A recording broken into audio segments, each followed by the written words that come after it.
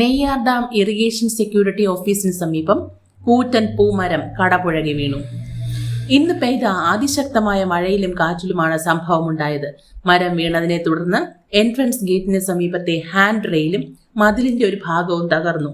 സമീപത്ത് പാർക്ക് ചെയ്തിരുന്ന 2 ബൈക്കുകൾക്കും ഭാഗികമായി കേടുപാടുകൾ സംഭവിച്ചിട്ടുണ്ട്. സംഭവ സമയത്ത് ആളപായമൊന്നും ഉണ്ടായിട്ടില്ല. പ്രദേശത്തിന്റെ വിവിധ ഭാഗങ്ങളിലായി നിരവധി മരങ്ങൾ കടപുഴകി വീണ് നാശനഷ്ടങ്ങൾ റിപ്പോർട്ട് ചെയ്തിട്ടുണ്ട്.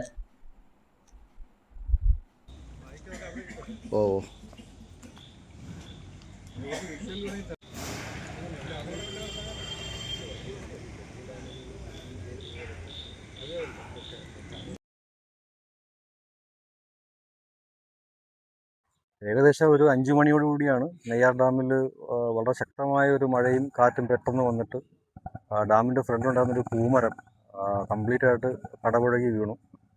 2 സ്കൂട്ടറുകളുടെ മുകളിലാണ് വീണത്. അതുമല്ലാതെ ഡാമിൻ്റെ മെയിൻ ഗേറ്റിൻ്റെ ചെറിയൊരു ഭാഗവും അതിനുള്ള ചെറിയ മെയിൻ ഗേറ്റിന് സൈഡിൽ ചേർന്നിട്ടൊരു മതിലുണ്ട്, അത് പോയിട്ടുണ്ട്. സെക്യൂരിറ്റി ബിൽഡിങ്ങിൻ്റെ റൂഫ് കുറച്ച് പോയിട്ടുണ്ട്.